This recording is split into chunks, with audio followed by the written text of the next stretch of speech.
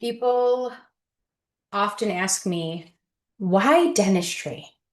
I get that you love marketing and you studied it and it's your passion, but why did you pick dental marketing? And I just want to take a minute and share my story with you. It could be very long, but I'll do my best to keep it short. So I think most people um, that are in dentistry, unless you're a dentist or a hygienist, they didn't necessarily intentionally choose it. It's kind of this thing that you get an opportunity and you try it out, and it's very divisive. People either love it or hate it, and it's a very tough profession to be in.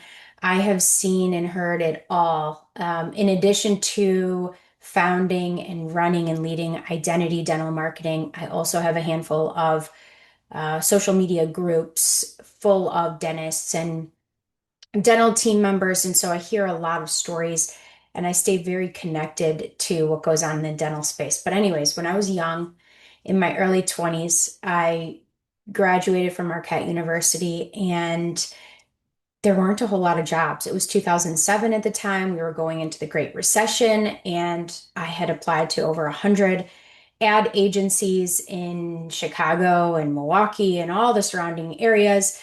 I even worked for free for an agency and just to get experience, just to build my resume on top of free internships.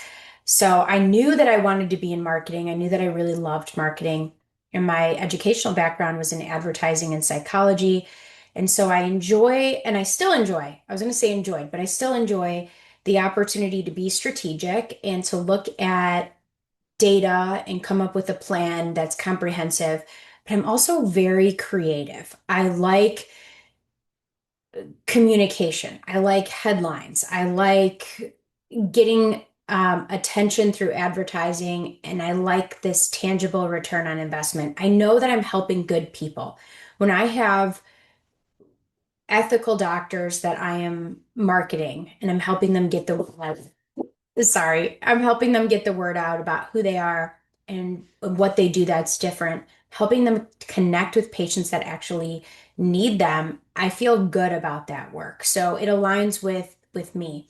And to go back even further, I don't want to go too deep into this, but I have had a ton of dental problems. So I am a patient. I'm a little bit of a, I shouldn't say fearful patient because I go all the time to the dentist. So I'm not fearful anymore, but there was a time period in my life where my oral health was neglected and I needed to get it back on track in my early 20s. And I saw what a difference it made in my life to be able to communicate confidently and smile in pictures. And um, that was huge for me. That was a turning point in my life was to get my teeth fixed. So not only was I deeply passionate about marketing and strategy and helping people, but I also had this experience of knowing the pain of the patient that has neglected their oral health. And I've really devoted myself to always maintaining the patient's perspective. So when we're writing ads or headlines or copy or scripts, I'm very intentional with word choice and how I position the practice. It can't be too technical. You can't talk over people's heads. You've got to be able to connect. And I'm really good at that. So I found my place working in a dental practice, and I very quickly realized that the actual environment of a dental office wasn't really for me. I have never done well in groups of women. I've got plenty of friends, but I've never done really well in large social female groups. And it is what it is. And that's really what a dental office feels like. And as much as I loved my coworkers, it seems like in large female groups, there's always one person who doesn't love you or is threatened by you or has it out for you. And it usually comes out who it is. And it's so unfortunate. It is so toxic and unnecessary, but it kind of is culturally what tends to happen.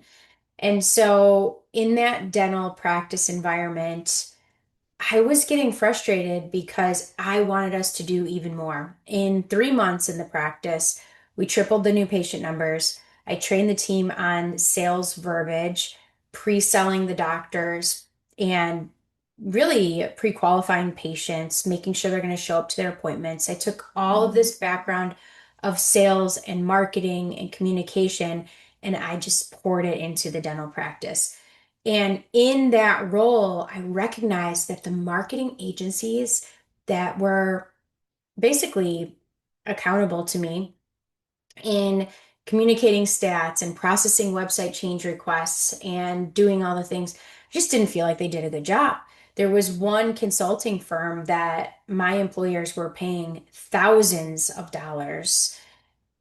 thousands of dollars to every month to tell me what to do in my job. And I very quickly came to them and said, listen, like the things they're telling me to do are not the highest and best use of our time. And this is how we need to do things to hit new numbers and to achieve these goals. So they were throwing a lot of money at that time into advertising, and some of it was working, and some of it really was not working. And so I rewrote ads, I reproduced things, I reallocated money. I actually cut our overhead and our ad spend. I cut our consulting fee and was able to triple our new patient flow in one of the offices that needed it, that really needed it in a very short period of time. So I was there.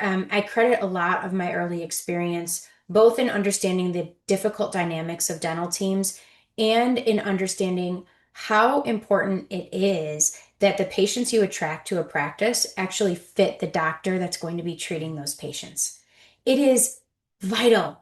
It is so important. I worked for two doctors, and one had a preference for patients that had maybe neglected their oral health and would do better with sedation dentistry, where they could have oral conscious sedation and be sedated in a way where they could get a great deal of work done in a seemingly short period of time. And that was a really fun marketing challenge because we were marketing to a fearful population, and that population is less likely to show up.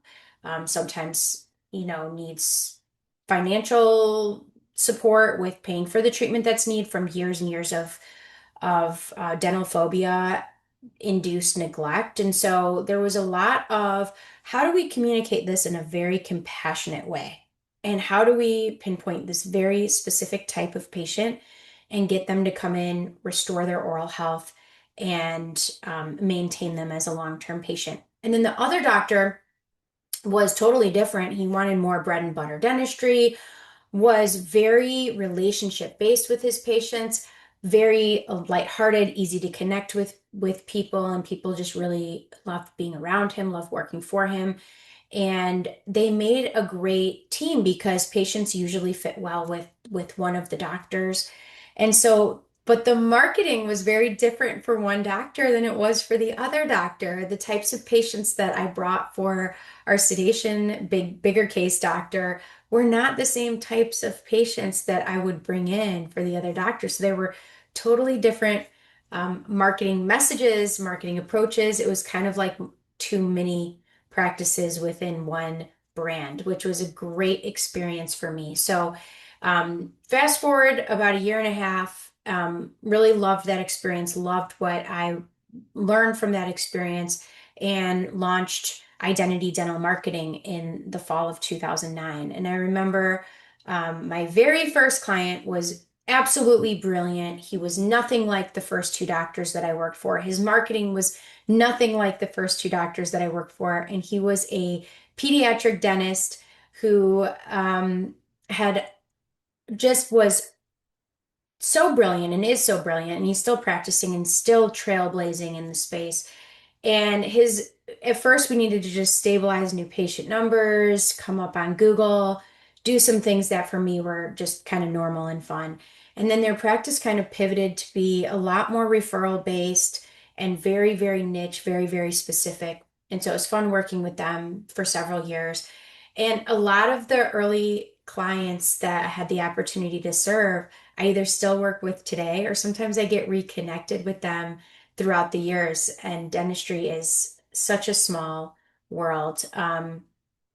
Today, actually, I met someone and they told me the name of the practice, and I was like kind of in shock for a second. I was like, is this the practice? I built this brand 15 years ago. This was one of my earliest clients. And I started thinking about it and I said, is this so and so's practice that you bought? And he said, yeah. And then the doctor walked in the room. He remembered me. He said, Grace, whatever happened? Did you end up getting married? Did you have kids? I said, yes. I've got two beautiful daughters and a wonderful husband. And to see him retire, to see him at the beginning of my career, and to see him now happily retiring, and to know that I played a role in his growth and him defining his brand and everything. So I really love what I do. And I feel like God has paved this path for me and given me the experiences to lead me to where I am today. And one thing that I will tell you is that my team and I, we work for you, but first and foremost, we work for God. And so when I show up at work every day, and this is not to be a weird virtue signaler or anything like that, but I feel like um, I first have to serve God, and my team knows that it is better to be honest than to get a sale. It's better to just be brutally honest with people. That is truly the core of who we are. I would rather tell you you are not ready to market in that capacity because you don't have the risk tolerance required to be successful there than to have you do something that you're going to ultimately be unhappy with. And I think that mentality has led my business, and I think it's allowed me to connect with people on a really deep level and to be known for who I actually am. And I'm not always the most eloquent person. I'm not always the most patient person. I don't take every phone call. I personally don't take every phone call. My team is fantastic and they're highly capable, and I set boundaries sometimes when people don't like it, but I'm very honest. I'm very direct and very honest, and people either love that or they hate it. Either way, that's okay. It's okay to not be for everyone, and to know your people and to allow God to connect you to the right people. So um, that's why I'm here, and that's how I got here. It's been a long 17 years, and I've gone through all of the challenges that typical business owners go through: learning to hire, learning to fire, learning to hold people accountable, building systems, rebuilding those systems, tweaking those systems, completely replacing those systems as technology comes out. It's business for me is this really, really fun puzzle. It's this really fun challenge that's always evolving, that gives me an opportunity to continually grow as a person, to grow in patience and to grow in virtue and to get better, to serve my clients better, to do more for less. That's always my goal. How do we bring the absolute most amount of value? And if you're still here watching this video, thanks for sticking around, because this is a whole lot of just who I am and why I do what I do. And if you ever want to learn more about identity dental marketing, I'd be happy to offer you a call. Really look at your numbers, your specific goals, and what we can do as a team to help you get to where you want to be and exceed those goals, overcome those plateaus that naturally happen in business. So thanks for being here. Please like and follow our channel. I share tons of helpful information about very specific problems, and I hope you find value in it. Have a great day.